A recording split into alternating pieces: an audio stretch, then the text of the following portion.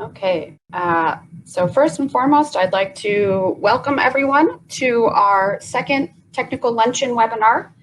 Um, Before we get started, I've got a couple of announcements to make for the society, and then I will turn it over to Susan Morrice. We're very excited to have her with us today. So first and foremost, we'd like to take a moment to thank our sponsors. With their continued support, we've been able to continue to offer our technical programs such as these webinars and continue to plan for future classes. Second, the May-June issue of the Shale Shaker is now available online through our OCGS website. So please go check that out. There's several great articles to read in that issue. Additionally, the Spring Clay Shoot is being held next week on June 26th in the morning at Quail Ridge Sporting Clays in McLeod, Oklahoma. So go ahead and register your team today. And last but not least, the board has decided to offer half-price memberships to those who have been impacted during this recent crisis.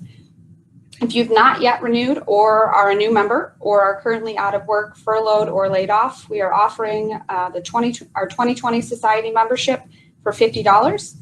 If you have any other questions or are interested in that, please contact Michelle Hone for more information.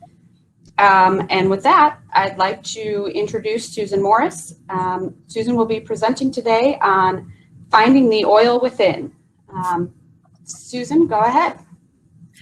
Thank you very much, Mallory. I have a quick question about, I've never heard the name Wild Mary Suddick. Is that an oil company? The Wild Mary Suddick is a well. Is a well? And you're being sponsored by a well as well. That's just, it was a very large well. And so it's the highest level of our sponsorship. Well, that's one. Oh, I see what you mean. It's a level. It's like premium. Gotcha. Okay. Yeah. Okay. Well, thank you, Mallory. And actually, I want to also thank Joel Alberts, who originally, he and I chatted, and this was his original introduction. It's maybe a year ago now. And then he put me in touch with Rosie, who I believe has already had her little baby girl. And I want to, if they're listening, I want to thank them both for following this through all the way through the difficult virus time and finding a way for me to be able to come to Oklahoma virtually. So thank you all. What I want to tell you, and I was just thinking about this morning. I, of course, was brought up in Ireland, and you can hear my accent, but you'll never guess what song we used to sing going out in the car for picnics on Sundays. Now, I can't sing it for you, but I'll do a bit. Oklahoma, where the wind comes, da da da da da, la da dee da da. And I had no idea when I was a little 6-year-old in the back of the car talking about the funny little Surrey with the fringe on the top, that someday I would be even virtually in Oklahoma. Of course, I've been there really. And I just realized that Oklahoma has been in my heart ever since I was a little Irish girl growing up there in Ireland, and actually becoming and starting the journey of being a geologist, because we used to have our picnics on Sundays at the Giant's Causeway. And I'm sure many geologists who are listening will know what the Giant's Causeway is. It's a big tertiary plateau basalt with columnar jointing, and those columns, which look like almost like an ancient castle, we used to have family picnics in amongst those rocks. And gradually I realized that this could be a real job. And therefore I studied natural sciences with specialization in geology at Trinity College in Dublin. So if you can imagine the start, singing Oklahoma, going to the Giant's Causeway, studying geology at Trinity, and actually, I think, and I was just talking to, we had a reunion, a virtual reunion of my class, which is nearly 40 years now. We were talking about the attributes of studying geology. And one of them is that it is not, as we all know, an exact science. And so it helps to keep that open mind and that imagination alive. The very traits we're born with, actually, but we get sort of covered and put into a box. But in geology, it's very much encouraged to develop that imagination, because you may only have, maybe 10 various outcrop pieces. And we were remembering our undergraduate thesis, where we actually had to join the dots from the outcrop and decide what possible basin architecture was below the surface of the ground. And it nurtured the ability to think in 3 and 4D. And so we were honoring our old Professor Holland for actually reminding us, no matter what we do, that trait of the imagination was something that would be with us forever. And so he very much encouraged us to value that. Now, it's related to the title today. And I've got to say, Oklahoma comes into it again. And the title, when we were mulling it over, and especially good for this time period when we've all had a chance, maybe even over the last couple of months, to reflect and maybe even look inward and say, what do I really want to be? What am I really about? What is my path? And how do I find it? And I asked myself those questions, but it was prompted by a gentleman whom I thought was born in Oklahoma because he built the Pratt Tower. But I looked him up this morning, and he's one of my favorite heroes in the oil business, Wallace Pratt. And he was actually born in Kansas, in where I wrote that down, in 1885. And as many of us oil people would know, he was famous for a statement which has been probably made many of them, but in essence it is, oil is found in the mind. And that prompted me to realize that at university we had studied, and my favorite was plate tectonics, but we studied, of course, sedimentation and field work and all the aspects of understanding Mother Earth, Mother Nature. And we hadn't really touched on, in a formal way, the understanding of the interaction between man and nature, us and the earth. I must have been a very curious young woman, and I went along to, it was sort of like an evening gathering. It wasn't a class, it was an evening gathering on the understanding of the evolution of scientific thought through, Lyell in Scotland, and and even Werner being, if some of the people, you're probably all far too young for this, but the deluge, the flood, all sorts of fascinating evolution from hypothesis to theory. And of course, when I was at university in the 70s, it was continental drift. It hadn't actually evolved really to plate tectonics. Maybe during that time, we had a professor come called Vine, who was very famous in the pioneering days of the understanding of the plate movements.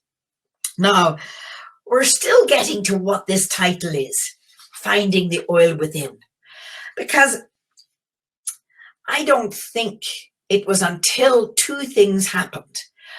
I was brought up to date with Wallace Pratt's work because of my involvement in the AAPG. And indeed, that's one of the reasons why I've spent time in Oklahoma.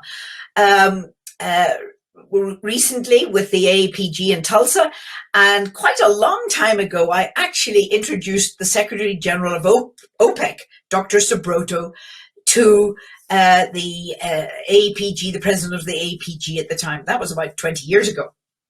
Now,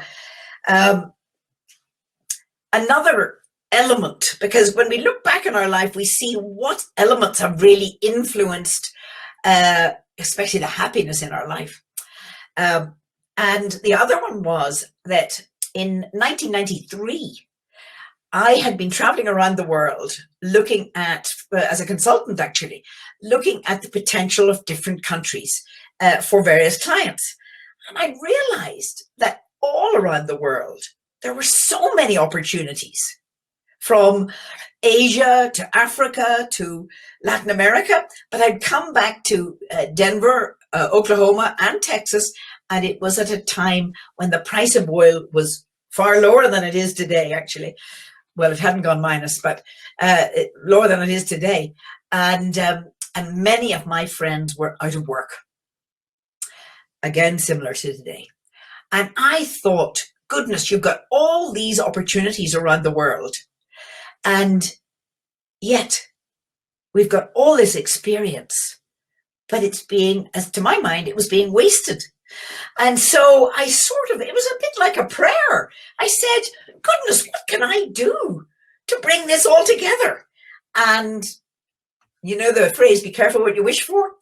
Within 2 weeks, Robbie Grease, who was the chairman of the convention that was to take place at the APG convention in Denver in 1994, and she asked Roger Slatt and myself to be the head of the international.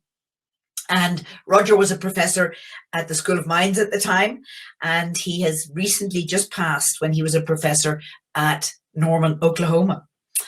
And he was a wonderful, wonderful man. He adored the encouragement of students to develop that passion for geology. Anyway, Roger and I were head of the international, and I suddenly realized, because they'd never had an international head at the convention, that this was a chance to actually invite the world to come to the convention in Denver, so that all my friends, and indeed everybody visiting the convention, could have a chance to see all the possibilities, meet the leaders, whether they be ministers of energy or their technical staff, even the lawyers, negotiators came. 52 countries came in 1994 to the AAPG convention in Denver. And the International Pavilion, as we coined it, was born.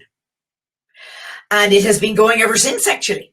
And it has been, let's say, copied by many, many different types of organizations, including the big one in London, to invite the exploration, the energy world to a setting so that you can really get to see the potential of, let's just say, a country like Belize versus the potential, and not just the oil and gas potential or the rock potential, but what the deal terms are, what the people are like, what the accessibility to information is. Each one of them had their, really what it was like a very advanced stall in this Casbah setting. I'm sure many of you know the International Pavilion in the APG convention, and we usually have a type of setting that is rather like the Denver International Airport, like tents. And there have been people that have been every single year. I was there last year, and the same gentlemen from the Seychelles were there. And it is wonderful to see that repeating, to be able to get out into the world, to see who's there, who's doing what, and can they form partnerships. Now, I was asked soon after the APG was finished that year in 1994, could I come and teach? How I'd had that idea, how I'd got over 100 volunteers, painted the vision of the energy world coming to Denver, and it happened. And I sat back sort of almost aghast at the question, because I had no idea how I did it. And then it was a big penny dropping moment. I realized I had no idea how our minds work? You know, what is this mind? And Wallace Pratt, well, he had passed on by then, but people were quoting him, presidents of APG, oil is found in the mind. And I was thinking, I have a major gap in my education. And I cannot just love geology. I've actually got to know how to express that love, how my mind integrates and works with the planet. Indeed, how do we live together harmoniously? You could almost put it like that. And so I researched for a number of years I wanted a course. I was very, very practical, being from Belfast. And I wanted it to be PhD acclaimed, and I wanted there to be great results that I could check. And I only found one course that was uniquely like that. And I would tell you all, actually, I hope I have a here. It's called Educo, and it's from the Latin word to draw out from within. And that's the same root of the Latin of to educate. But our education today has been a lot of cramming in. And I think that's maybe even confusing some of our young people. But to actually draw out and to understand how our mind works to its absolutely best potential was incredible. And I went along to that course 18 years ago. It was only a 2-week course, and it was a key turning point in my entire life. And it's why really I'm here today, because many, many people have asked how we discovered the first oil in Belize. And that is the key. Now, let me step back a bit. When I was a younger geologist, I'd set up a consulting group and had been invited to go to Belize by Sir Ian Rankin. I think this story might very well be in your invitation to come along today. And Ian phoned from Belize in a very, very proper English accent and said, "Hello, Susan, is there any oil down here?" And I said, "Well, where are you, Ian?" And he said, "Oh, I'm in British Honduras, but I do believe they've changed their name." And it was 1982, and they had just gained their independence in 1981 and were very much officially called Belize. They were actually called Belize before that, but it was British Honduras and still part of the British Commonwealth, but now with their own independent government. It's actually the British party system, but I was fascinated. And I went up to the library here in Denver, where I am today in Denver, actually. And luckily enough, because there were humans, it wasn't all computers then. And this was about, when I first went, it was about 35 years ago. And the Federal Center Library was there, and it was brilliant. And this lady, a librarian, I wish I could remember her name, but she said, "I think I've got the very thing for you," because I described what I needed. And it was an open file report, which hadn't been, let's just say, finished. That's why it was called open file. And there were notes and drawings. I don't think there were any photographs, and sketches and everything about the whole of what, I don't know if they actually called it the Yucatan Basin, the Greater Mexican Basin. And I was able to, and this is what a lot of people don't realize the fun of geology. We are time travelers. I was able to sort of go back in time to the lower Cretaceous and visualize the big carbonate reefs and back quiet zones in which, of course, wasn't then Guatemala, Mexico, and Belize. I was able to then almost become an oil molecule through time, looking at the tectonics, the path of least resistance, the fractures, the, let's just say the feeder beds, reservoir beds eventually, and look and see. And to my mind, especially when you popped Cuba back into place, reconstructed the plates, and that was thanks to Jim Pindell, actually, great plate tectonicist, and reconstruct Shorty's block, and Cuba was right there, and there were little oil fields along the northern shore of Cuba. So Belize was in the middle, and I thought, there's definitely oil. And I looked at some of the wells, and I realized that there'd been 50 dry holes. And anytime I communicated with anybody, they said, there is no oil in Belize, Susan, we've tried. However, I looked at it differently.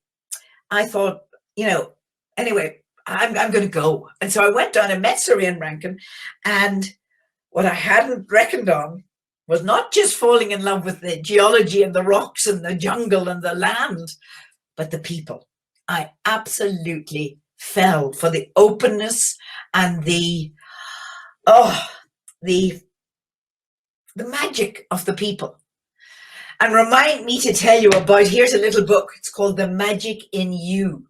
It's a little book that was written by about my partner, Mike Usher, a little Belize boy who believed he could make a difference in his country. And if we make some notes, I'll try and send some of these books to you, because they are absolutely perfect, not just for you, but actually for your children growing up. So jumping a bit here, fell in love with the people and had that really, maybe the first ignition of this energy within we're talking about, the oil within, but didn't describe it that way. Mike Usher and I met. Mike was a Belizean, and he had been traveling around the world for CGG, the big French seismic company. And he was dying to get, I met him in Denver actually, he was dying to get home. And we were magically brought together in this combined desire and passion to make a difference for Belize. And the way we knew it was both of us believed there was oil to be discovered in Belize, but it was to be done right, the right way with and for the people. We had no idea what journey was ahead of us. And nevertheless, we tried, we shot seismic, we did various things, and we did for about 15 years and spent a lot of money. We even drilled with Petrofina, Magellan, the Australian company, Deminex, the German company, and Dover in offshore Belize. It was unsuccessful. And because we were so passionate with and for the people, we never gave up. But that's when the lines crossed. I was researching, thanks to Wallace Pratt and the AAPG, I was researching the mind, and it was at the same time when, of course, we were exploring in Belize, and it wasn't working. And, people would say, well, if you've got your passion, but it's not just that. It's actually the understanding of how scientifically your mind works. Now, Mallory, could we go to the second slide? It's actually the front page of Scientific America. And it was written, the front page of Scientific America was on our unconscious mind. And as you can see, the brain there is like an iceberg. 5% of it is above the ocean, and 95% of it is below the ocean. This is true for our mind. We have 5%, which is our conscious, which we're using. We're conscious of watching today. We're conscious of walking into this room, but 95% is our unconscious. And that is what has not been understood. I think Freud was maybe one of the first people to maybe get onto it. And he actually called it that we were a puppet to our unconscious, because it was being imprinted, probably even before we're born, actually, some of the latest scientific information. But these repetitive patterns, and I'll just give you an example of one that happened.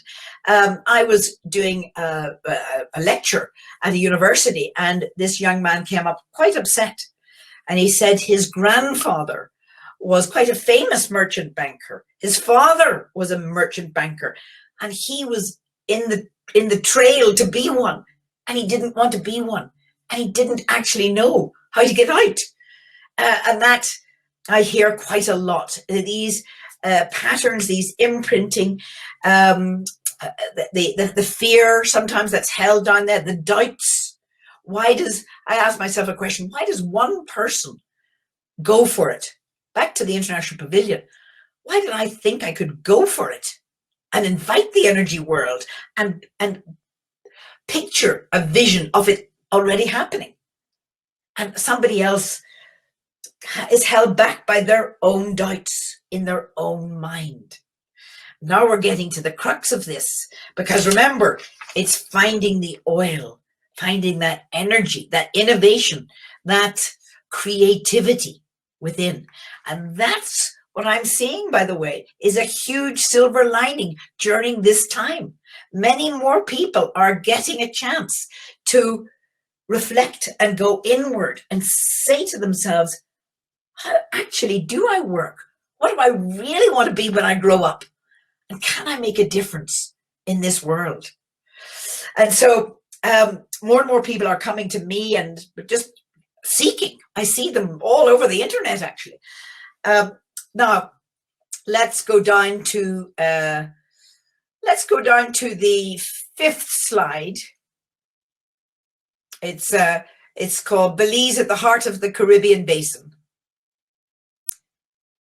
I've told you about, yeah, there we go. I just want to let you all see where it is. It's actually quite a pivotal country between North America and South America. And it's very unusual because it's bilingual, English and Spanish, and quite a mix of the Mayan Indian, the English spoken from the Baymen who came over from England, and the Spanish all around Mexico, Guatemala, and then the people who came from Africa into the Caribbean and then came over into and mixed with the local people in Belize. And we've got a melting pot of diversity. And there's only, when I went, there were only 200,000 people there. Now there's about 400,000. And it is known as the Jewel of the Caribbean. And it is pristine with beautiful preserved parks in the jungle and wildlife. And of course, the Great Barrier Reef is, people have said it's second in the world to the Australian Great Barrier Reef. I actually think it's number one, certainly number one in the Northern Hemisphere, and very easy. 2 hours flight from Houston, an hour and 45 minutes from Miami, and about 2 hours from Dallas. So it's very accessible to Belize. And when you go, you'll know why I fell in love with the people and why it was so important to do it the right way. Let's see what other... let's just quickly look at the plate tectonic setting, because I mentioned it, number 6. Next slide. This just shows you, this is the Chortiz Block, Honduras. This is the main thrust, actually it's a transform fault sequence that brought Cuba up here. Cuba was way back down here when the Chortiz Block of Honduras was way over in the Pacific. So we've got, you see the little green oil fields? See the green oil fields in Guatemala and Mexico? And I don't know, God, my specs aren't good enough. Our little green oil field is right there, it's on it. Very good. The next slide is some seismic, just a seismic line. Onto the seismic, yep. This is probably one of our best seismic lines, because in the area where we licensed, and we licensed 500,000 acres. And it was, it's relevant to another point I'm going to make, because we actually only raised enough money for 2 wells in 500,000 acres, and we only had a few 2D seismic lines. But before that, Mike and I, as I said, we had searched for over 15 years. we went along to the Educo course on basically understanding how our mind works. And it was probably about the third day, and I knew it was like a series of penny dropping moments to a eureka. I've got it. I've absolutely got it. It's the importance, because I would have known this in business. It's the importance of the alignment firstly within oneself, so that you're rowing the same direction, and then the alignment and the vision, not just imprinted on your own unconscious, but the vision and the capacity to be able to describe in exquisite detail the vision of the oil already discovered and the people of Belize rejoicing. And this is what we learned, how to really take control of the essence of our greatest potential that we use every moment, our mind. So we went back and we formed Belize Natural Energy. And it was Mike Usher, myself, and a group of directors. Nobody would invest with us. Nobody. Everybody said, look, there's 50 dry holes. Susan, you're nuts. We were told more rude things than nuts, actually. And luckily, when you've got your mind and you're sort of like in the zone, you know, Valerie, you reminded me, you're involved in the lacrosse. When you're playing a game and you see that goal and you're heading down the field, the only thing you can see is that goal. Think of Pele or George Best, the soccer players in my time. But it is that zone, that flow. We could see the discovery. Left the Educo seminar and formed BNE and started to take the steps. And suddenly, Mike Usher died. He'd had a difficulty with a hernia. He was a young man in his early 50s, and he died. And I was more determined to go on. And we named the well the Mike Usher #1. 500,000 acres. It was probably an eighth of the whole of the landmass of Belize. And we picked the right hole, because oil and energy is from within and in the mind. What was the year? 2005, May 2005. Mike had died in June 2004, on the 24th of June. It's coming up, actually. And we started to drill. And you're not going to believe this.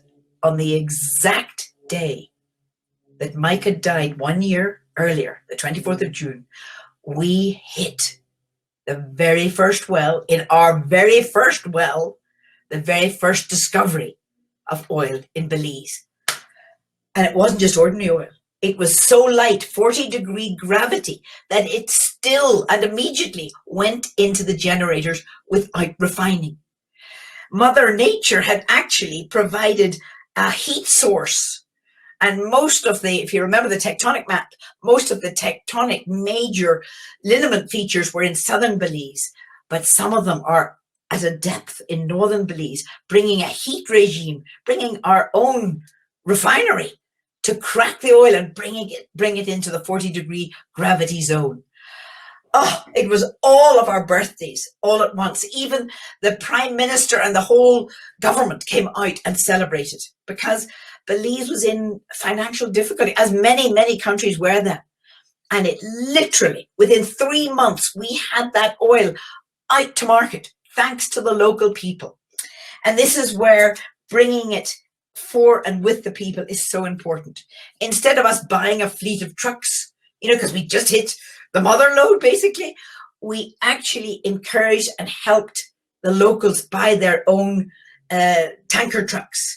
And we had to fill them up north of the Maya Mountains, in northern onshore Belize.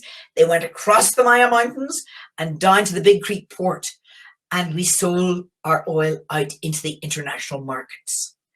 It was amazing. It was a series of miracles, one after another. We could not believe it. We were so in the flow, in the moment with everything, literally in the oil flow, that we didn't even stop. The drillers were tuned in. Everybody was just tuned in and working like a beautiful musical instrument. Let me see what other slides we've got here. Let's just show a quick slide of the Spanish Lookout field. Because we hit the oil in the Mike Usher #1 on the very anniversary of his passing, the 24th of June. And every year we have a big celebration. It's called Fun Day. And we celebrate Mike's spirit with us always and the discovery of the first oil in Belize. And we thank the big boss. We thank God for it every minute of every day, but it's a special celebration on the 24th of June. There's the Spanish Lookout field. Oh, here's something for the geophysicists. Remember, we located our well, the Mike Usher #1, on a 2D seismic, but it was impossible because we had about 800 feet of what is a volcanic type of dust, which played havoc with the seismic. It looked as if we had a sort of a high, so we just, and I got to say, I was being led by, you could call it our intuition. You know, the way you gather all the information and you take the leap of faith? Well, this leap of faith led us straight to Mike Usher #1. And then we got Mike Usher #2, Mike Usher #3, Mike Usher #4, Mike Usher #5, and keep going. And when I say it fast, I can feel Mike laughing because they sound as if I'm saying, my gusher. And they're really Belize's gusher, but they're a gusher for the population of the world to know and understand what we have, finding the oil within. That's how we discovered the Spanish Lookout field. That's how we discovered the first oil in Belize, by first discovering, lining up with, and leading out with that oil, that energy within. And that's the real energy business. That's the energy to create and invent and think outside the box. In case I forget, there was an article written on Belize and myself in Forbes magazine in December. And then I coined the phrase, think outside the barrel. Because, and that was way before the lock-in. But now it's particularly important to actually bring forward all our creative ideas. What to do with the salt brine water. We're onto all sorts of revenue streams there. What to do with the paraffin that we thought was a problem. It was gumming up the works. But then we thought, Vaseline petroleum jelly that we all rub on our babies' bottoms. And maybe Rosie particularly right now. Vaseline petroleum jelly comes from oil wells. And it is, how would I put this? It is a gift because it's from the autoclave of all autoclaves, the heat sink, and it is very, very pure. And that's why for probably at least 80 years, Vaseline petroleum jelly has been the #1, both for face creams and babies' bottoms and hair gels and all sorts of things, lipsticks.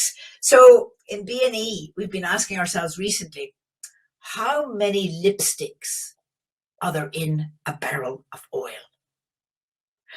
There's an awful lot more revenue and creativity in working with a whole cosmetic line from this gift in Belize and a spa line, and actually then marketing it with this story up the whole of the Mayan Gold Coast, all the way up from Belize to Cancun, throughout the Caribbean and the Americas and globally. Because once there's a realization here that everyone can live the life of their dreams, the life that they were born to lead, the life of the real oil within them. And that's the energy business, because it's not oil or gas or wind or solar. It's the inventive and creativeness opened and aligned with that universal energy And then we're one on this planet, in this universe. And the capacity is gigantic. There's no way a wee girl from Belfast could have been the one to find the oil in Belize. That's why actually when the Minister of Energy all those years ago was asked by one of the main banks that backed us, big Dutch bank actually, FMO, and he was asked and he said, I didn't think they had a chance. Nobody had found oil. So it wasn't a bad thing to be underestimated at first, because we were able to get all our ducks in a row. As Tony Quinn would always say, get your ducks in a row, get that alignment, join the dots, see it done. And it's that mechanism which is alive and well in all of us. It just gets covered up by our own doubts, by our own mind, by sometimes teachers, sometimes parents, and society. So what we really want to do is access that spirit, again, that oil within, and set down those old mindsets and actually be the being you were born to be.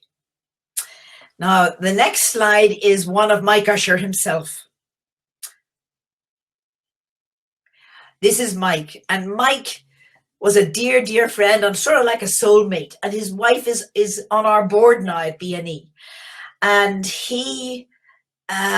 his spirit was and is with us every day.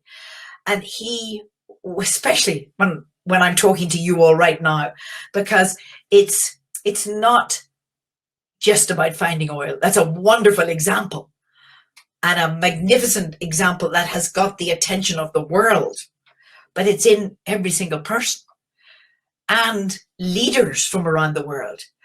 Last December, we had 15 countries, thanks to the ambassador, Carlos, from Mexico to Belize. He got the ambassadors from as far away as Japan, China, Taiwan, Cuba, the United States, Brazil.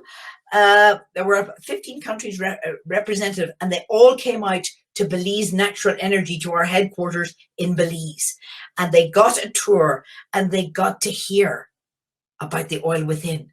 And they want to take back this Aduco energy model so that their countries can have this type of partnership. Government, oil company, and actually the number one, which is the partnership within and without, with the big boss within us and in the universe.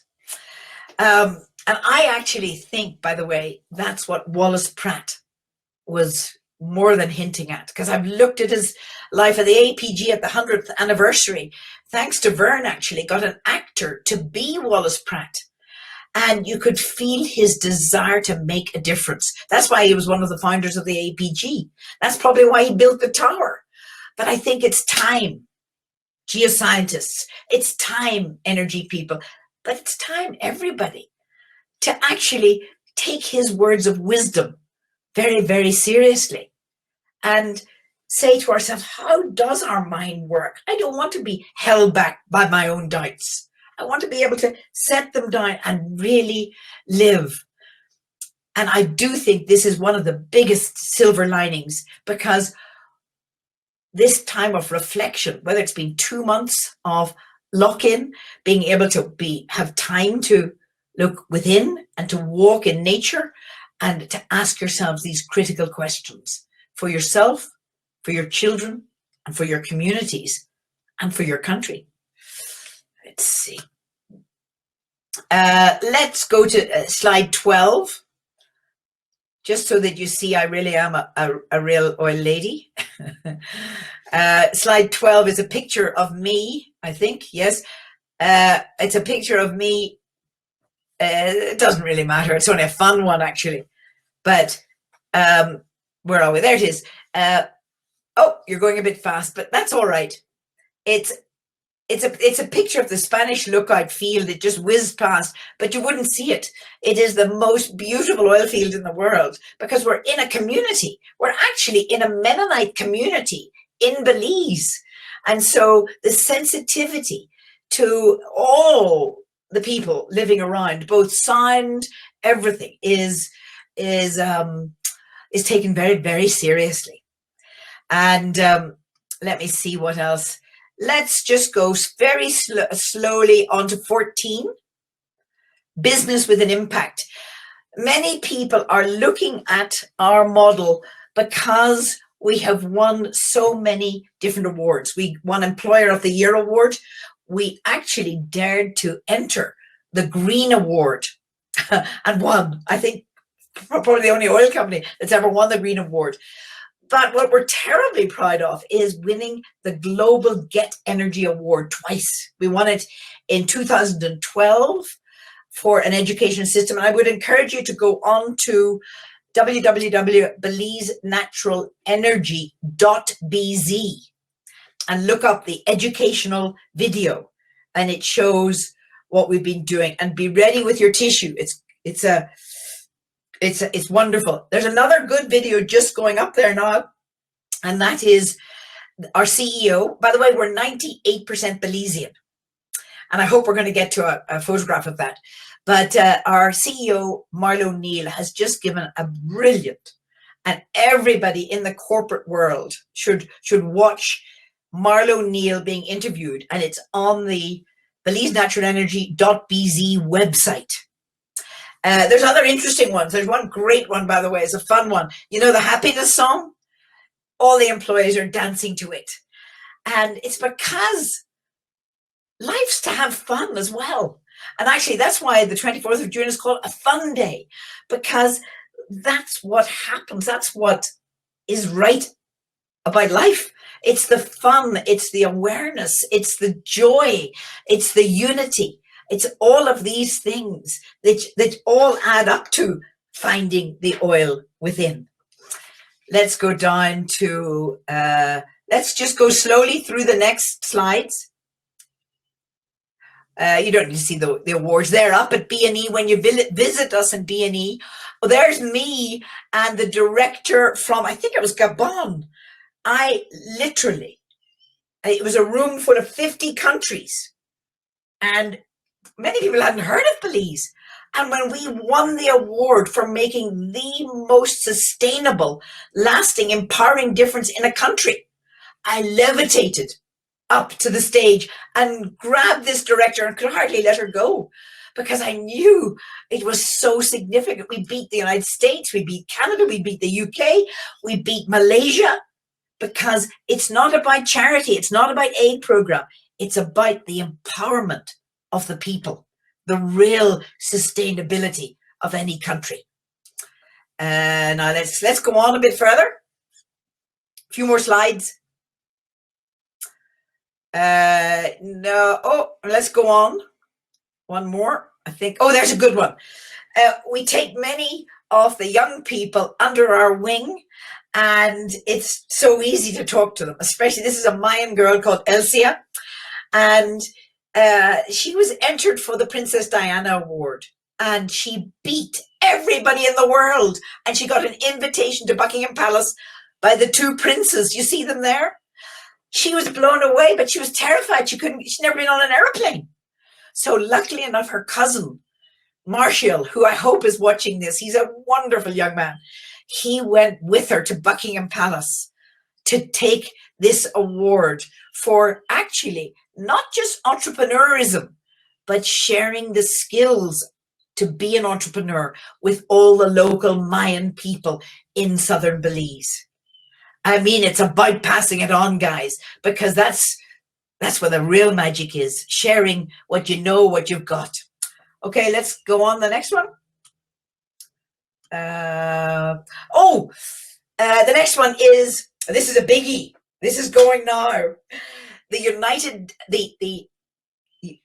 UAE, Dubai, Abu Dhabi, got to hear through one of our directors, Josh Stewart, got to hear about this Aduco model, actually through a private aviation company called XJet that he set up. And I was involved at the beginning of it too. Now, he went and lived in Dubai and set up in Dubai, London, and Denver for the private jet and won all sorts of global awards. And he was asked by them, you know, in aviation, this is all very well, your 7-star service, etc. But what other examples? And he told the story of BNE. And the leaders came over incognito and checked us out. And it led to this photograph. We signed at the 70th anniversary of the United Nations in New York with the United Arab Emirates, Belize, and BNE, a major joint venture trade agreement across the world, which is going on today. And it is so exciting. I'm actually tingling right now. The next slide, we better, before I take off, we better go on to the next slide. Here is the BNE team waving hello at you all from Belize, from outside our main headquarters. And you can see myself squeezed in to the edge, Patty Usher, Mike Usher's widow, and Josh Stewart, and then all the yellow shirts of BNE, and the blue ones are drillers, and we are a family. And then let's go to the last slide. I think the last slide. Yes. We were highlighted just last year in a book that has been sent to 53 countries around the Commonwealth. It's actually 52 countries. And this is Marlo O'Neill, our CEO. Remember, you'll get his great interview on the BNE website, .bz. And this is part of the Belize team. And you'll never guess, we're 99%, 98, 99% Belizean. But right in the middle, I don't know if you'll see, is me. And I could not be more proud of them, but of this model, of the understanding that we are born to be the beings that we were meant to be. My 6-year-old granddaughter, Jace, reminds me every day of the capacity to climb a tree, to be fearless, to think, there's no boxes, to have unlimited joy and abundance. And it is just understanding how our mind works and taking off the mindsets and ideally not letting them go on as parents and letting our children be the way they were born to be, to live the life and in oneness. And that's finding the oil within. The story, and I want to thank the Oklahoma Geological Society because they wrote the story and they've included a couple of papers for everybody who's come in here. And it's my gift, it's BNE's gift to everybody listening. And I would love to hear from you. I think that hopefully my email is available, but this is a story that is being passed on, whether it be from the UAE, from Guatemala, from Oklahoma City, from Denver, from Belize, from the world. It is a story that resonates with the spirit within all of us. And thank you very much, and I'm open for questions. Thank you so much, Susan. That was great. Right now, we have not gotten any questions. Does anybody have any questions for Susan? There's a questions tab on the right side next to your presentation if you would like to submit a question. And I do have Patrick, our OCGS president, let me know that the Wild Mary Sudic was the original Wilcox discovery in the Oklahoma City oil field. Oh, very good. That explains it. Thank you very much, Patrick. Good Irish name. And then we do have a couple questions coming in. One question, can you comment on some of the production from Belize? And is there any plan to explore further in Belize? Yes. Firstly, we came in, actually, the Mike Usher came in at close to 1,000 barrels a day from 3,000 feet. It was amazing. We're down below 1,000, and indeed, for this time being, we've cut our production in half because we can't sell internationally. We're only selling locally. And that's why it's a particularly, necessity is the mother of invention. Well, it's a particularly important time. We're generating electricity and doing cooking gas. But I would very much like us to take, for instance, the paraffin wax and take it into different downstream commodities to be able to bring a revenue stream to Belize. And that's what the Forbes article was about. The company's name we coined was Maya Mountain Magic, that could be done from and with the creativity of the Mayans, the paraffin, and together have a whole product line. Instead of selling oil by the barrel and being a party to the ups and downs, you take it down the stream. And I believe other people are thinking about doing that too. And I like to hear that where possible. Yes, we will be and are exploring.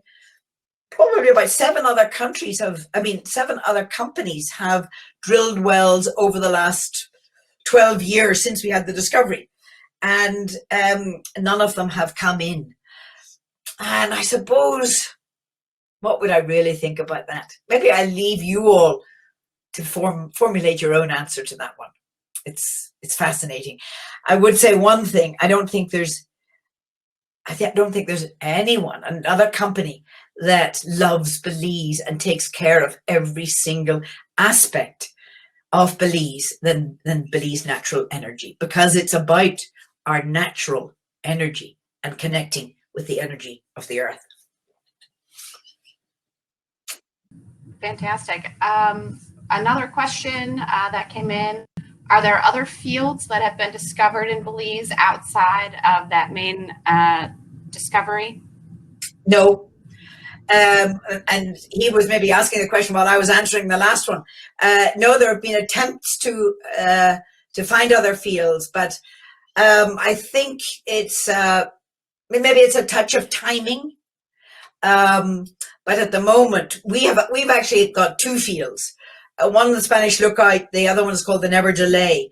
The Never Delay has lots of delays, although it's even shallower at the moment. And we've got some ideas, both in producing extra revenue streams, like the briny salt going into bath salts and exfoliants, like our increase in cobalt and lithium in our waters. Most people are trying to find ways to get rid of the water that comes up with the oil and gas. We're actually looking at ways to bring revenue streams from it. And I think that's something that the rest of the industry could do. And then other ways to drill with more sensitivity, maybe underbalanced in a shallower, more horizontal, etc.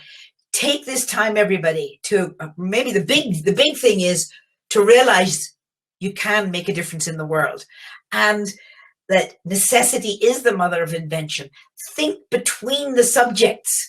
Think how an idea may seem silly to you. Don't give up on it. Chat amongst your friends about it.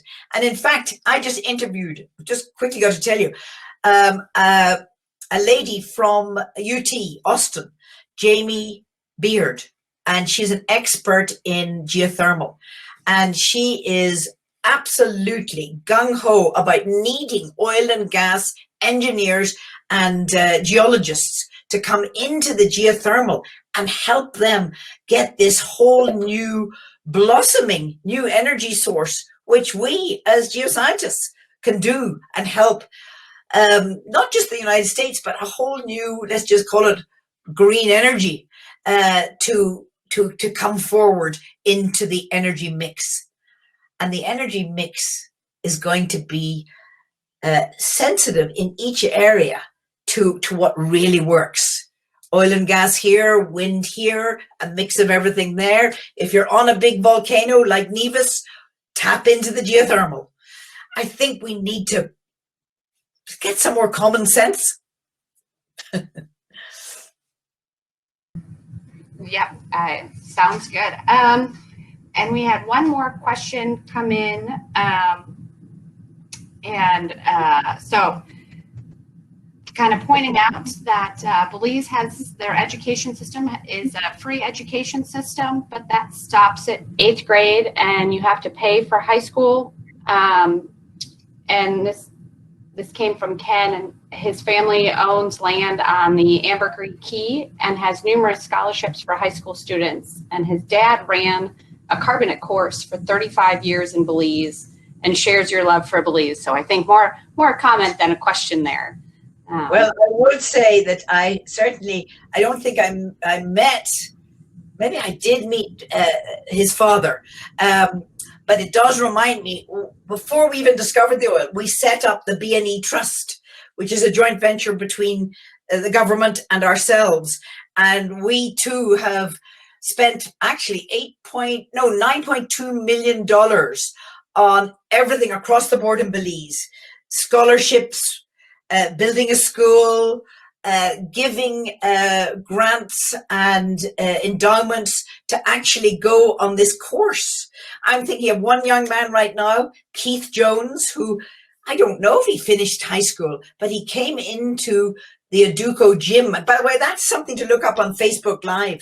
The Aduco Gym has a series of interviews, and some of them are from Belize and just different ways to help you access your journey, the journey of all journeys inward. But I would say I love what Ken is saying there. And yes, we all can make a difference, not just by finding oil, but by finding, how do we say it, the oil within each other, igniting it within each other. That sounds like a great way to give back to the whole community and country as a whole. That's all the questions that have come in. You know what I would like to do, if it's possible, Mm-hmm. Anyone who would like, because we whizzed through my slide deck, anyone who would like a copy of that, and with my email to go through at their own time, you're welcome to send it out, because I know you have, Mallory, you have a copy of that. Yes, that's great to know. Thank you so much. Yeah, we will be sure that if there's anybody who is interested in receiving a copy of the slides, we will send them out for sure. And it's got some of the steps that I've gone through, because it's a series of scientific, practical steps to access that potential and not let even the stress, there's so much stress in this world, lift that off and not let it hold you back. And actually, remember and almost go to that spirit that you were born with and let the ideas come.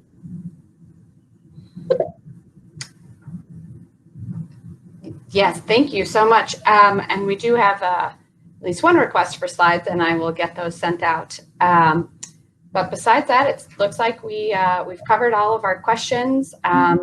Thank you so much for sharing your story. That was fantastic.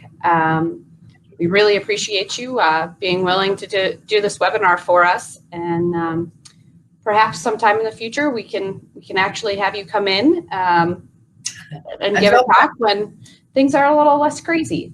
Well, I'd love that, because there's nothing like a one-on-one to ask a question or to take me aside and go and have a little, cup of tea or glass of wine or whatever, because then, some questions are quite personal, but I really am, and I don't know whether, how can I get my email to everybody? I believe we should be able to post it on our website, and I think we probably can post it. A copy of this webinar will be recorded and then posted. We have created an OCGS channel on YouTube, and so all of our past webinars will be posted on there, and I think we should be able to post a comment with your email on there if anybody has an interest in contacting you and getting a hold of you and asking questions. Well, I find quite often the questions can be, they're not necessarily really personal, but they can be hard to ask because it's because it's sometimes vulnerable. You know what I mean? And if people are out of work right now, they want to take you by yourself and say, "What should I do?" You know what I mean? Yeah. Oh, yeah. Absolutely, So absolutely. I totally am sensitive to all of that, and Mallory and the Oklahoma Geological Society and everybody involved, I really appreciate this, and I just no matter about all this lock-in, we're going to be able to be out and to be able to appreciate life and live it. Yes, we will. Yeah. Thank you so much. We really appreciate it. And with that, we'll end our webinar here. And thank you all for attending. And we will keep you posted with all of our future webinars that we have planned for the fall. Thank you again. Thank you, everybody. Bye-bye. Bye.